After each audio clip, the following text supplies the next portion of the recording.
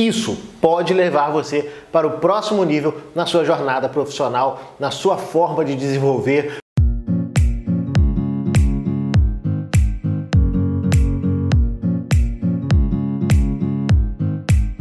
Fala aí, radizeiro e radizeira, tudo bom com vocês? Bom, vamos começar mais uma série aqui no canal e eu estou muito, mas muito feliz de poder compartilhar esse conhecimento com vocês. Tivemos na semana passada, a série sobre PO, foram 3 vídeos fantásticos sobre PO avançado, utilização de interfaces, e agora nós vamos aprofundar ainda mais o nosso nível de conhecimento. Só que agora pegando o que a gente aprendeu na nossa série de PO e trazendo para o mundo do Clean Code e das boas práticas de programação. Nós vamos em 3 vídeos, assim como foi com PO, vamos falar sobre Clean Code, sobre como construir um código seguindo as regras do Solid, obedecendo alguns padrões ali que vão fazer com que o nosso código seja um código mais coeso, um código com baixo acoplamento, com uma manutenção muito mais fácil. Isso pode levar você para o próximo nível na sua jornada profissional, na sua forma de desenvolver. Isso pode levar você para um próximo nível como pessoa até mesmo. Por quê? Tendo um código mais legível, um código mais fácil de dar manutenção, isso vai melhorar muito a sua vida, o seu dia a dia. Muitos programadores, muitos donos de software house que programam, que a maioria das software houses em Delphi hoje no Brasil, a grande maioria delas começou com um programador e o cara começou a desenvolver o projeto dele, começou a crescer, foi contratando os funcionários, mas ele até hoje está lá agarrado, enraizado no código e muitas das vezes ele não lembra nem qual foi a última vez que ele conseguiu tirar férias. Se isso está acontecendo com você, meu amigo, saiba que você tem um câncer dentro da sua empresa, um câncer dentro do seu software e infelizmente você está dia após dia tratando esse câncer com Novalgina. Câncer não se cura com Novalgina, câncer se cura com um método diagnóstico correto e um tratamento correto. Não adianta dar Novalgina para curar o câncer. Você precisa ir com um tratamento mais profundo, E o que nós vamos fazer aqui é realmente uma quimioterapia do seu código. Nós vamos limpar, vamos tirar tudo que tem lá dentro de sujeira e deixar o seu código limpo. Então a série de Clean Code é para isso, para que você consiga pegar aquele conhecimento do PO, abrir a sua mente, expandir para esse mundo que existe de boas práticas que vão facilitar demais a sua vida. Chega, pessoal, daquele desespero quando o governo lança uma nova nota fiscal eletrônica e você fica, será que eu vou conseguir implementar isso? Caramba, o prazo está curto e agora vou ter que mexer na minha rotina de nota fiscal, meu Deus do céu! O que será que vai ser de mim e da minha empresa daqui para frente, Muitas pessoas ficam nesse desespero, mas fique tranquilo. Exatamente nesse ponto eu quero te ajudar. Nessa nossa série gratuita de 3 vídeos, nós vamos ver como construir uma rotina perfeita para emissão de nota fiscal eletrônica. Gostou, Eu tenho certeza que você curtiu isso daí, porque você provavelmente vive isso no seu dia a dia. Então vamos criar uma rotina, uma estrutura perfeita. Nós não vamos emitir uma nota com a CBR, nada disso, mas nós vamos criar uma estrutura de código que vai permitir com que a sua implementação de emissão de nota fiscal fique limpa, fique fácil, entendível, fique legível e não venha te dar dor de cabeça no futuro. Então vem comigo, uma série de 3 vídeos, esse é só o primeiro. Vamos lá para dentro da aula e no final eu volto aqui para falar mais um pouquinho com você. Fala aí, radizeiro e radizeira, tudo bom com vocês? Bom, esse vídeo é um pouco diferente. Então você não está vendo a minha cara, você não está vendo nada além da tela do computador, porque esse vídeo é 100% prático. Eu não quero que você perca o foco naquilo que eu vou te mostrar aqui agora. Nessa aula nós vamos ver sobre Clean Code, boas práticas de programação e o quanto é fácil e simples nós aplicarmos algumas técnicas que eu mesmo durante muito tempo quebrei a cabeça para fazer, durante muito tempo eu apanhei reescrevendo código, dando Ctrl+C, Ctrl+V. E depois de pensar um pouquinho, de colocar alguns padrões em prática, depois de aplicar o Clean Code e as boas práticas de programação no meu código, fizeram com que a minha produtividade aumentasse em mais de 80%. Isso mesmo, mais de 80% de produtividade. O que antes eu levava, por exemplo, um dia inteiro para fazer, hoje em poucos minutos eu consigo resolver graças à forma como eu estruturo o meu código. Mas antes, nós vamos bater um papo sobre Clean Code. sobre as boas práticas de programação. Muitos de nós, programadores Delphi, estamos simplesmente acostumados a fazermos isso. Vemos aqui, abrimos a nossa paleta, pegamos um botão, ó, e colocamos esse botão na tela. Em seguida, 2 cliques dentro do botão e começamos o nosso código, sem nem mesmo ter pensado numa estrutura. E eu quero justamente nesse ponto que você pare o que você está fazendo e pense comigo o seguinte. Digamos que você hoje, ou alguns anos atrás, não sei se você tem a sua casa própria, se você comprou ela já pronta, se você comprou o terreno e construiu a sua casa, mas imagine o cenário, por exemplo, de um arquiteto ou de um engenheiro, onde ele tem apenas um terreno, né? Um terreno e muitas das vezes uma boa ideia. E você contrata lá uma empresa de arquitetura e tudo mais para começar a construir a sua casa. Qual o primeiro passo para a construção da sua casa? Qual o primeiro momento? O que você faz? Você vai numa reunião com essa empresa de arquitetura, essa empresa de engenharia, e você vai dizer como que você quer a sua casa. Eu quero uma casa de 2 quartos, sala, cozinha, banheiro, tudo direitinho, tudo organizado, tudo no seu lugar. Você idealiza a casa dos seus sonhos e passa para eles. Em seguida, o que eles fazem? Eles vão criar um esboço, né, uma planta de baixa fidelidade do que seria a sua casa, e vou te apresentar. Você vai ver essa planta, vai fazer os ajustes, eles vão novamente fazer a correção naquela planta de baixa fidelidade, né, que é chamado realmente de planta baixa na engenharia, até que aquilo esteja do seu agrado. Quando aquilo estiver do seu agrado, aí sim eles vão partir talvez para um modelo em 3D ou algo de alta fidelidade, onde vai reproduzir realmente como será a sua casa para que você aprove, até que você dê o ok. Quando der o ok, toda essa documentação técnica vai passar para o engenheiro, que vai passar para o mestre de obras, que vai chegar lá no pedreiro, e no pessoal que vai colocar a mão na massa realmente. Então, toda vez que chega lá no terreno para construir, ele já tem um planejamento, ele já tem uma planta para poder seguir, sabendo exatamente quantos metros vão ter cada cômodo, né? Qual é a grossura da ferragem que vai usar aqui e ali, e tudo mais, e todas essas partes propícias da casa. Agora imagine o seguinte, que você tem um terreno, simplesmente, e que você chega para o engenheiro e fala, eu quero construir uma casa, que a casa seja assim, assim, assado. E o engenheiro logo em seguida já começa a cavar o chão, já começa a colocar, fazer coluna e tudo mais. Você fala, opa, peraí, você não vai deixar o cara sair construindo lá de qualquer jeito, sem nem mesmo ter te apresentado uma planta, sem nem mesmo ter colocado para você um esboço de como ficaria a sua casa, né? Eu tenho certeza que você não autorizaria isso na sua obra. E é exatamente isso que nós fazemos com o nosso software. Às vezes nós temos uma ótima ideia e o que a gente faz é simplesmente colocar um botão, dar 2 cliques nesse botão e a gente já sai o quê? Construindo a nossa casa. Então, se isso acontecer, faz aquilo outro e tudo mais. E você me diz, qual é a probabilidade ou a chance que essa casa tem de ter sucesso?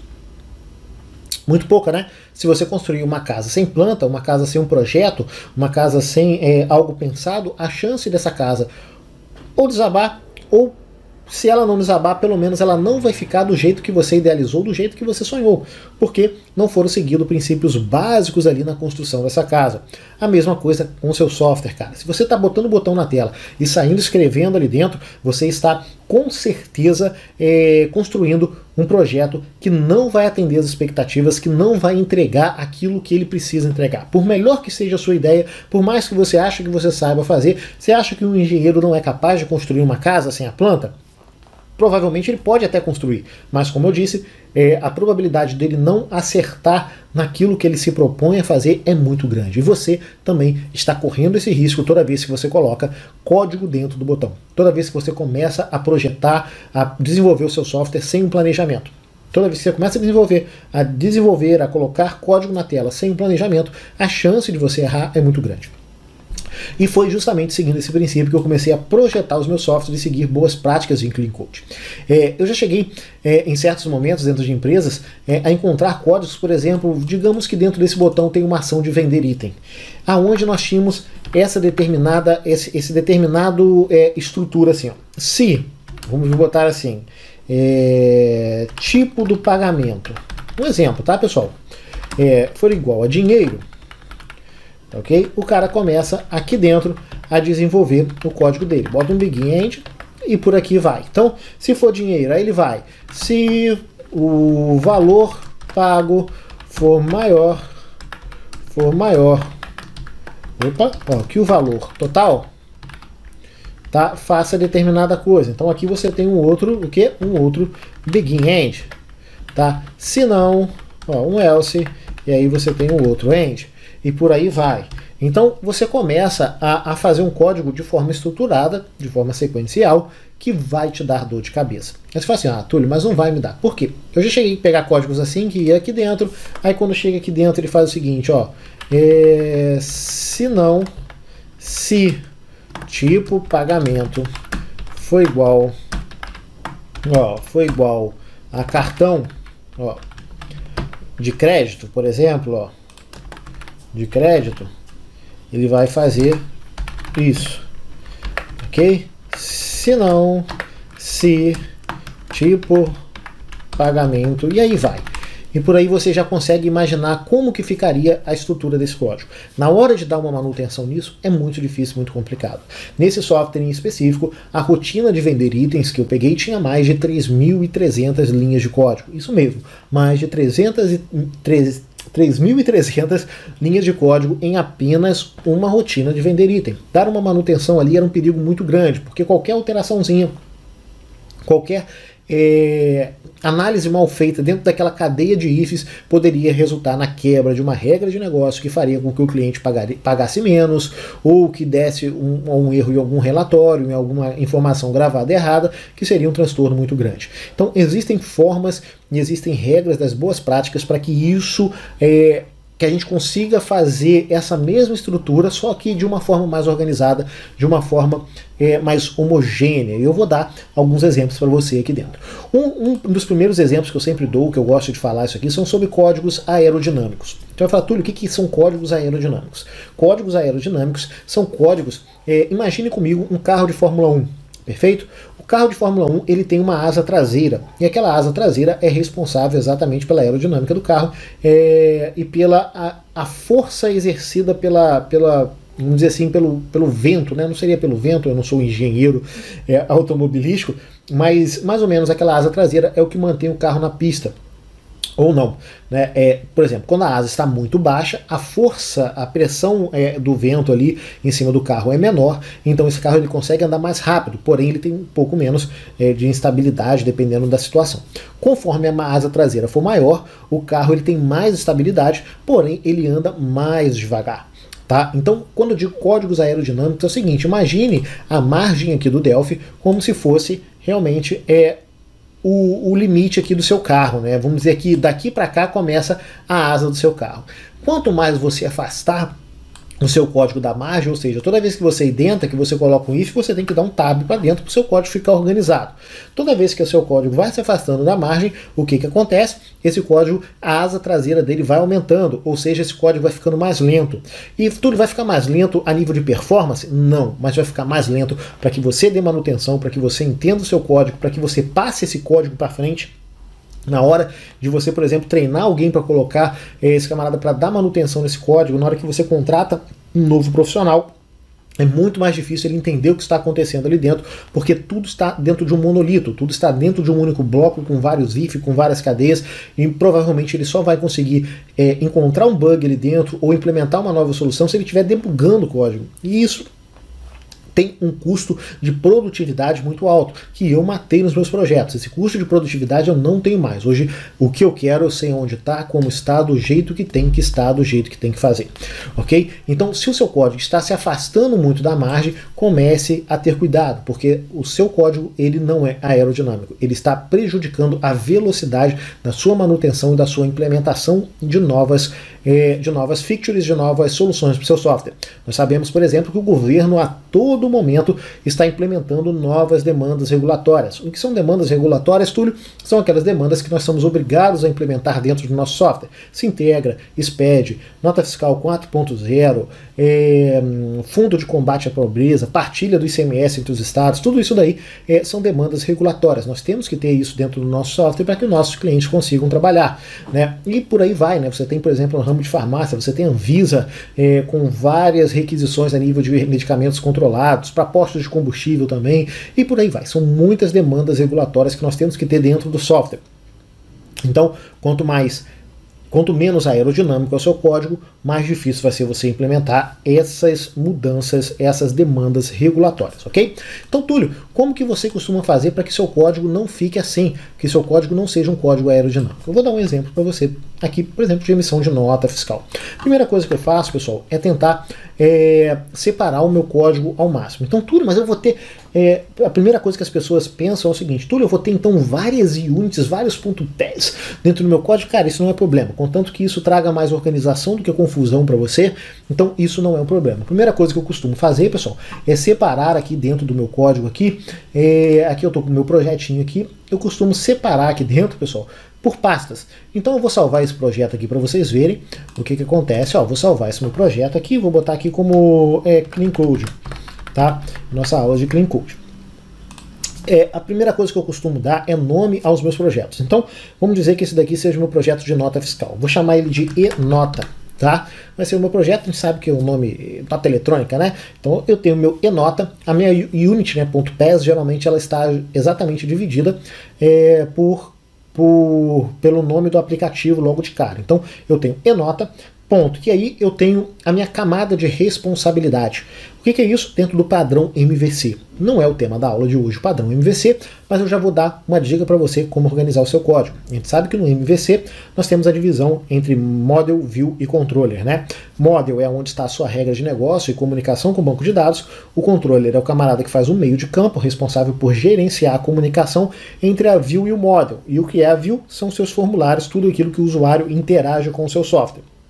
Então, por exemplo, como esse camarada que eu estou salvando agora é um formulário, então eu chamo enota.view e aí eu chamo o nome do formulário, que no caso é o meu formulário principal.pes, ok? Então, muito legal, vou salvar o meu projeto enota, ó, ele está salvo, eu não quero salvar o grupo aqui do projeto, não, na verdade eu tenho até um outro projeto aqui que eu não vou usar ele, eu vou remover esse camarada daqui. Prontinho, então eu tenho o meu enota aqui, já tenho separadinho aqui por camadas. Túlio, por que você usa essa documentação? Daqui a pouquinho eu vou te mostrar por que eu uso essa nomenclatura, na verdade, dentro dos meus projetos. Então, toda vez que eu vou trabalhar, por exemplo, aqui eu vou criar um emissor de nota fiscal eletrônica, eu trabalho dentro do meu controller dividindo as responsabilidades, seja no controller ou dentro do model, tá? Não vou entrar no mérito do MVC agora, vou simplesmente separar as responsabilidades para que vocês entendam. Eu vou criar a nota fiscal, a emissão de nota fiscal, então eu preciso ter uma unit que vai gerenciar todo o processo da emissão de nota fiscal. Para isso, eu vou criar uma nova unit. Ó, eu vou mandar salvar ela logo de cara e ela vai se chamar enota.controller. Nós não vamos entrar no mérito do model aqui nessa aula, é simplesmente para a gente ver o nosso código enxuto trabalhando e funcionando. enota.controller.nota fiscal. Ok? .pes. Então eu já tenho uma separação aqui, pessoal. A gente consegue enxergar já o que é view e o que é controller dentro do nosso projeto. Até aí já começa a melhorar o nosso projeto, a nossa identificação visual daquilo que nós estamos trabalhando. Muita gente não trabalha orientado a objeto. Não trabalha puramente orientado a objeto. Essa é a grande verdade. Porque desde o momento que nós criamos um software com Delphi, o primeiro projeto que a gente cria, o que a gente já tem aqui, pessoal? Nós temos aqui já uma classe. O nosso form ele já é uma classe. Se ele é uma classe, ele é um objeto. Então nós estamos trabalhando orientado a objeto. A gente pode não estar trabalhando puramente orientado a objeto, porque a gente está mesclando ali código procedural com código orientado, mas nós estamos sim trabalhando orientado a objeto. E você pode se beneficiar disso, orientação a objeto não é difícil, e você consegue implementar isso na sua rotina, no seu dia a dia. Então, o que nós vamos fazer aqui, eu vou te mostrar como que eu trabalho, qual foi a técnica que eu utilizo no meu dia a dia para poder facilitar os meus projetos. Hoje, pessoal, eu não consigo mais trabalhar, por exemplo, sem interfaces, né? Então, para todo projeto, toda a responsabilidade que eu vou ter dentro do meu projeto, eu crio interfaces. E trabalhar com interfaces é muito simples. Se você prestar bastante atenção nessa aula, você já vai sair entendendo o funcionamento de interfaces, ok? Se você não usa, presta muita atenção, porque isso vai facilitar muito o seu código, o seu dia a dia de desenvolvimento. O que nós vamos utilizar aqui? Eu vou criar uma nova unit aqui, pessoal, que eu vou chamar ela de controller, ó, enota.controller.notafiscal interfaces.pes, ok? Aqui dentro vão ficar as nossas responsabilidades. Então aqui dentro eu vou ter, dentro do meu type aqui, eu vou criar um camarada chamado iNotaFiscal. que vai ser igual a uma interface, ó. Aqui eu vou dizer Ctrl Shift G, ok? Para ela criar a assinatura para a gente. E aqui dentro do meu iNota fiscal, pessoal, eu vou criar as minhas responsabilidades. Então, o que uma nota fiscal, pessoal, precisa ter para que ela funcione, vamos dizer assim, de forma homogênea, né? Para que a gente consiga, por exemplo, enviar uma nota fiscal. Bom, eu preciso ter um método chamado criar, ok? Então eu vou colocar uma function que retorna a própria interface, tá bom, pessoal? Ó, uma function que retorna a própria interface.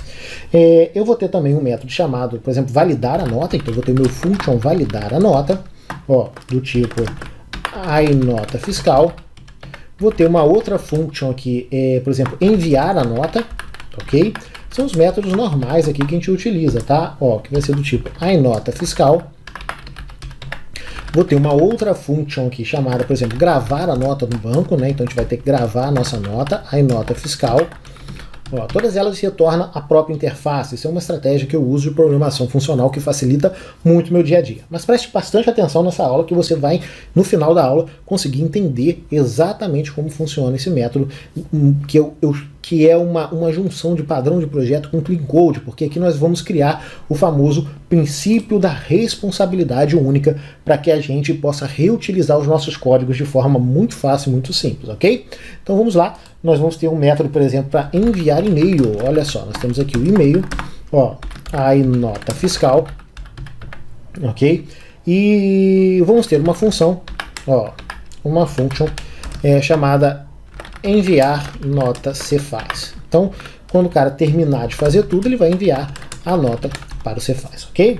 Então, quando nós temos a nossa interface, por que eu gosto de separar por interfaces? Porque ela dita as regras para o meu código. Se eu quero saber o que acontece na minha nota fiscal, ou o que a minha nota fiscal pode ou não fazer, eu venho direto na minha interface. E a interface é muito simples. Quando eu pego ela aqui, pessoal, eu posso vir aqui agora na minha nota fiscal, eu vou criar uma classe aqui, ó, type, ó, tNota. Geralmente eu coloco o nome da camada antes, então eu chamo tController nota fiscal, ó. Tá? Eu pego aqui, ó, só esse final aqui, ó, e já coloco como nome da classe. É igual a class. E aí, quando eu vou trabalhar com interfaces, eu tenho que dizer aqui no Delphi que ela herda de tInterfaced, ó, object. E digo que ela herda de iNota fiscal. Olha aqui, ó. Pronto, tem uma classe herdando de iNota fiscal. A iNota fiscal não existe, então eu vou dar um Ctrl Shift A para que ele encontre para mim aqui, ó, a uses aqui, ó, da minha nota. Ok? Encontrou aqui a uses da minha interface. Beleza. Então, eu tenho meus métodos private e eu vou ter os meus métodos public. Dentro dos meus métodos publics, eu vou ter um constructor create, ok? Eu vou ter um destructor, ó, destructor destroy override, ok? Opa, volta aqui, não é para botar documentação. Volta aqui a ponto e vírgula. E eu vou criar o que eu chamo de class function new, tá, para criar o meu objeto. Então esse camarada, essa class function vai gerar, vai me retornar o objeto já instanciado, tá? Isso aqui é um artifício que a gente usa na programação funcional. Mas muito simples, tá, pessoal? Então aqui eu já tenho a minha estrutura de nota, da minha classe de nota fiscal. Se eu der um Ctrl Shift C, ele já vai criar aqui para mim. O que a gente faz aqui no new é simplesmente o seguinte, pessoal. Aqui, ó, no new ele vai dar um result em self.create. Ele já vai me retornar uma instância, um objeto instanciado de iNota fiscal, tá bom? Então, por que eu disse que eu gosto de usar interfaces e o que a interface facilita para mim? Quando eu der um Ctrl F9 aqui agora já para compilar o projeto, ele já vai me dar erro, porque ele vai mandar eu implementar aqui, ó, todas aquelas funções que eu disse que o meu iNota fiscal tem. Então eu vou vir aqui, ó, na minha documentação aqui no meu interface, eu vou copiar tudo isso daqui, ó, e vou simplesmente colocar esse camaradinho aqui. Coloquei todas as funções, Ctrl Shift C. Então, cada uma dessas funções retorna a própria classe, tá vendo? Então, eu tenho que fazer o quê? Result self para todas elas. Nós não vamos, lógico, implementar uma nota fiscal aqui, nós estamos montando a estrutura para que vocês entendam, ó. Então, esse result self aqui vai ser responsável simplesmente por retornar a própria instância do objeto para a gente aqui, ó. Vamos pegar aqui. Ó, gravar, tal. Depois a gente implementa alguma coisa para ficar visualmente mais legal. Mas vocês já viram agora que eu tenho uma classe de nota fiscal com todas as responsabilidades separadas, tá? Não tá mais tudo num bloco só. Geralmente o que a gente faz é o seguinte: a gente pega, cria uma função enviar nota para o Cefaz e bota tudo isso daqui aqui dentro. Isso daí vai matar o seu código, vai matar a sua produtividade. Você precisa ter as responsabilidades separadas, cada responsabilidadezinha no seu lugar, cada responsabilidadezinha divididinha, para que tudo ocorra, tudo funcione da melhor forma possível.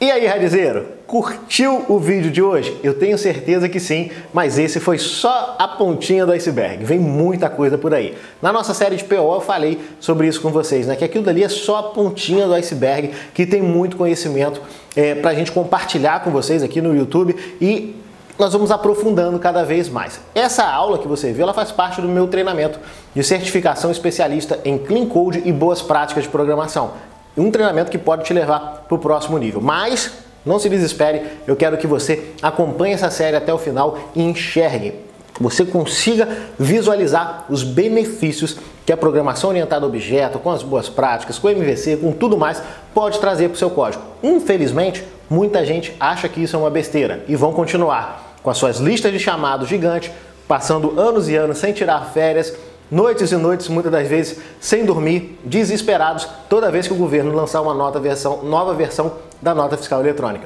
Bom, cada um sabe aonde o calo aperta, né? Como diz o ditado, só quem sabe a quentura da panela é a colher que mexe. Se você está confortável assim, muito legal, mas eu não sou confortável assim e o que me fez me trazer até hoje, ter a minha empresa, ser um especialista em qualidade de código, ser um MVP da Embarcadero no Brasil foi justamente esse inconformismo, não querer fazer as mesmas coisas sempre, querer sempre buscar uma forma melhor de estar fazendo aquilo que eu fazia, para que o meu trabalho pudesse evoluir, para que a minha empresa pudesse evoluir, para que eu conseguisse atingir um nível maior de perfeição naquilo que eu faço. Eu não aceitava liberar a versão e a versão voltar com problema, isso daí acabava com o meu dia, porque em certo momento, deixa eu até contar uma historinha para você bem rápida, né? Um dia eu estava assistindo a Discovery e lá estava passando um documentário sobre como que é a operação no aeroporto de Dubai. E eu achei aquilo muito interessante, porque para um avião pousar e decolar, milhões de coisas acontecem naquele intervalo de tempo. E tudo muito cronometrado e tudo muito acertado, porque uma pequena falha ali pode causar a morte de milhões de pessoas. E eu fiquei olhando para aquilo e imaginando isso no meu cenário. Eu falei, nossa, como que um aeroporto, com aquela quantidade de gente, com aquela importância da situação em si, consegue fazer com que tudo ande perfeito e muitas das vezes dentro da nossa software house, que é um trabalho que exige muito menos do que uma operação de um aeroporto, nós fazemos as coisas desleixados, nós não conseguimos atingir essa perfeição. Aquilo, fez um start na minha mente e foi onde eu comecei a estudar e me buscar ser um especialista. E de lá, eu posso dizer que foi nesse momento que nasceu os meus treinamentos de certificação em PO, em Clean Code, MVC e Design Pattern. Justamente foi naquele ponto que eu falei, se num aeroporto consegue com a dificuldade muito mais elevada do que uma software house, eu não admito que aqui dentro da nossa software house a gente não tenha esse nível de acerto, a gente não tenha esse nível de qualidade do que a gente faz. Erros podem acontecer, mas eles não vão acontecer por negligência ou simplesmente por cabeça dura do Túlio ou de qualquer outra pessoa em não querer aprender algo novo, algo para melhorar no que a gente faz. Então eu espero que você tenha curtido esse primeiro vídeo da nossa série e vem mais 2 por aí, seguidos, tá? Vai sair um hoje, um amanhã e um depois. Então vem comigo transformar a sua vida profissional e realizar os seus sonhos aí através do conhecimento. Forte abraço e até a nossa próxima aula.